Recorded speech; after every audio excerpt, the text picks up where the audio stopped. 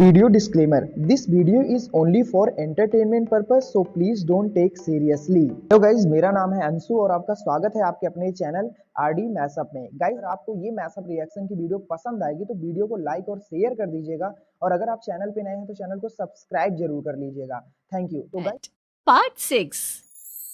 अब तक हमने देखा कि रात के अंधेरे में चुपके से सचिन देविका से माफी मांगने जाता है, लेकिन देविका कहती है, सचिन, मेरे लिए सबसे बड़ी चीज मेरा आत्मसम्मान है, इसलिए मैं तुम्हें माफ नहीं कर सकती। अब तुम यहां से जा सकते हो। देविका, एक बार मुझे मेरे बच्चे से तो मिलने दो। मैंने अभी तक उसे देखा भी नहीं है। कौन सा बच्चा सचिन? वही बच्चा जिसे तुमने और तुम्हारे बाप ने अपने घर के अंदर तक नहीं घुसने दिया। आज अचानक बच्चे की याद कैसे आ गई? देखो सचिन, चले जाओ यहां से। मेरे बच्चे के सामने और मेरे सामने फिर कभी मत आना। सचिन जब घर जाता है तो घर के सभी आदमी उसे डांटने लगते हैं। इतनी रात को कहाँ गया था सचिन? देविका से माफी मांगने। तुझे शर्म नहीं आई अपनी बीवी से माफी मांगते हुए? घर की इज्जत का कुछ ख्याल है कि नहीं? लेकिन चाचा जी, आखिर अपनी ही पत्नी से माफी मांगने में कैसी शर्म? लो जी लो, नवाबजादे पूछ रहे हैं कि कैसी शर्म। अरे मुझे अभी तक यह समझ में नहीं आता कि देविका तेरी पत्नी है या तू देविका की पत्नी है। जीजा जी, पति पत्नी एक समान होते हैं और माफी मांगने से कोई छोटा बड़ा नहीं होता। काश मैंने पहले अपनी पत्नी का साथ दिया होता। आज मैं आखिरी बार आपको समझा रहा हूं कि आप सब भी अपनी पत्नियों से माफी मांग लो।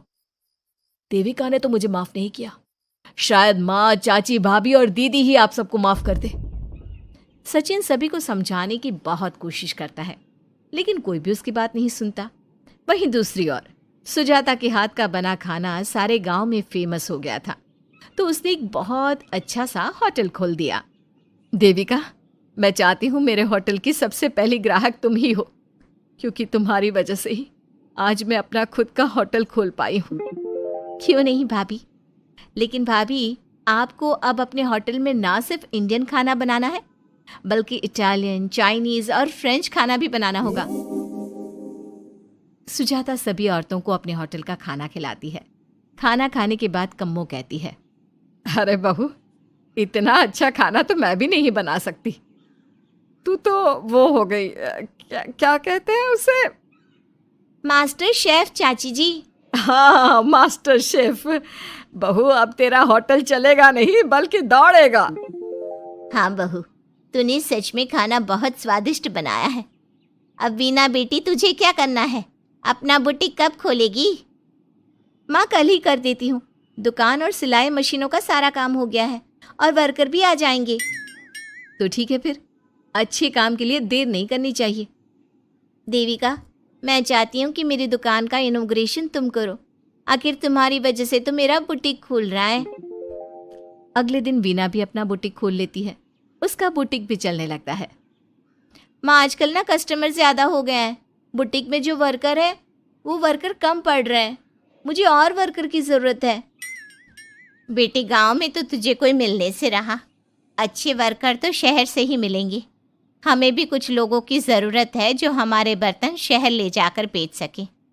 देविका बहू, अब तू ही कुछ कर। ठीक है माँ जी, मैं अपने पापा से बात करती हूँ।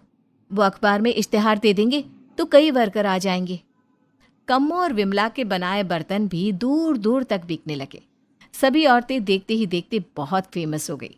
अब देविका ने गांव में अपना स्कूल भी खोल लिया। सभी गांव की लड़कियां स्कूल जाने लगी। एक दिन देविका ने सभी से कहा, माँ जी, मैंने स्कूल तो खोल लिया है और गांव की लगभग सारी लड़कियां भी आ रही हैं, लेकिन कल से आप सब भी आएंगी, गांव की सभी औरतों के साथ। देविका बहू, कैसी बात कर रही है तू? इस उम्र में हम स्कूल जाते हुए अच्छे लगेंगे क्या? माँ जी, पढ़ने की कोई उम्र नहीं होती, और आप सबको मैंने कितना कुछ तो सिखा दिया है। अगर आप सब स्कूल पढ़ने आएंगी तो इससे गांव की सभी औरतों को हिम्मत मिलेगी।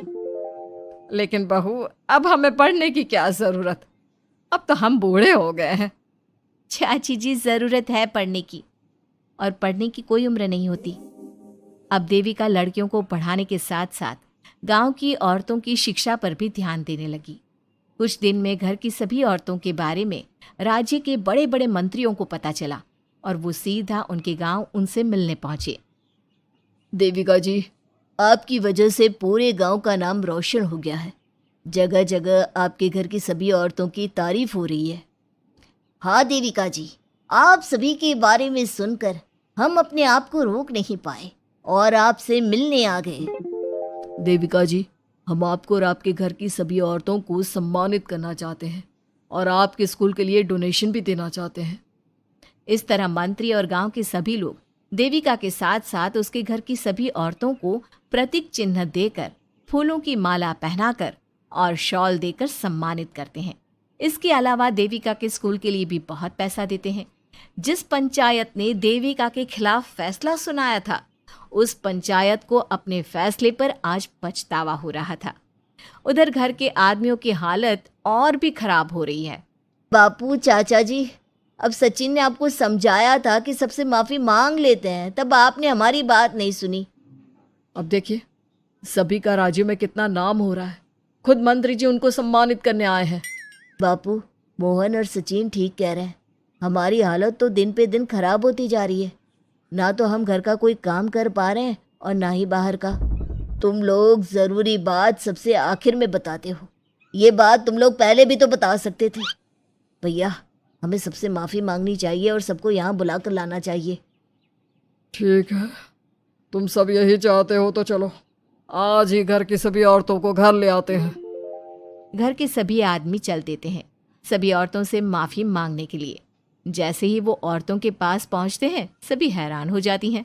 कम्मो, ये सब यहाँ क्यों आए हैं? पता नहीं, लगता है आज फिर झगड़ा करने आए हैं हमसे। अगर आज कल्याण ने मुझे कुछ बोला तो इसे छोड़ूंगी नहीं मैं भी नहीं छोड़ूंगी मोहन जी को। ना इनका भरता बनाया तो मेरा नाम भी सुजाता नहीं। शांत रहो आप सब, देखने तो दो क्या कहते हैं। सभी आदमी अपनी अपनी पत्नियों से माफ़ी मांगते हुए कहते हैं, कम्मो, मुझे माफ़ कर दो, मैं तुम्हें घर ले जाने आया हूँ। तुम्हारे बिना घर बहुत सुना लगता है विमला, घर चलो। सुजाता, मैंने जो भी तुम्हारे साथ किया उसके लिए मैं बहुत शर्मिंदा हूँ। मुझे तुम्हारी और तुम्हारे हाथ के बने खाने की बहुत याद आती है। तुम मेरे साथ घर चलोगी ना? वीना, वो घर मेरा नहीं तुम्हारा है और मैं नहीं चाहता कि तुम मेरी वजह से अपना घर छोड़ दो। इसलिए अपने घर चलो और हम सबको माफ़ कर दो। अपने पतियों की इस तरह माफ़ी मांगने से सभी औरतें अपने पतियों को माफ़ करके उनके साथ जाने को तैयार हो जाती हैं। लेकिन देविका घर आने से मना कर देती है। सभी औरतें उसे समझाती है। देविका बहू, अब घर जाने में क्या दिक्कत है? मांग तो ली सबने माफ़ी। देख तो सचिन भी कितना शर्मिंदा है। हाँ बहू, हमारी लड़ाई तो यही थी कि ये हमसे माफ़ी मांगकर इज्जत के साथ घर ले जाए। अब घर चलने से तेरी शादी बच सकती है। चाची जी, मैं पहले भी बता चुकी हूँ, अब दोबारा से फिर कह रही हूँ, मेरे लिए शादी से बड़ा है आत्मसम्मान। आप लोगों की शादी आपकी मर्जी से नहीं हुई है, लेकिन मेरी शादी मेरी मर्जी से हुई है। इसलिए शायद आप लोगों को फ़र्क नहीं पड़ता कि आपके पति ने आपके साथ क्या किया, पर मुझे इस बात से बहुत फ़र्क पड़ता है कि मेरे पति ने मुझे अपने बराबर नहीं समझा और इसलिए मैं उसे माफ़ नहीं कर सकती। देविका, मैं अपने बर्ताव के लिए बहुत शर्मिंदा हूँ। तो जिंदगी भर शर्मिंदा रहना। और हाँ, आप सब इनके साथ जाना चाहती हैं तो जाइए, लेकिन मेरी एक बात हमेशा याद रखिएगा, शादी सिर्फ एक रस्म होती है। इस रस्म में पति और पत्नी बराबर के हिस्सेदार होते हैं, ना कोई छोटा होता है और ना कोई बड़ा। इसलिए यदि आपका पति आपको सम्मान दे तो बदले में उसे सम्मान दो, नहीं तो वो जैसा करे आप भी वैसा ही करो। देविका सचिन के साथ नहीं जाती है और अपने बेटे के साथ वहीं रहने का फैसला करती है। अब वो न सिर्फ अपने गांव बल्कि हर जगह जाकर महिला शिक्षा और उनके अधिकारों का प्रचार करती है। हमारे प्यारे दर्शकों, हमें कमेंट करके ज़रूर बताएं कि देविका का ये फैसला आपको कैसा लगा और हमारी कहानी सास का घूंघट आपको कैसी लगी। इसी तरह की मज़ेदार कहानी सुनने के लिए हमारे चैनल को सब्सक्राइब ज़रूर करें।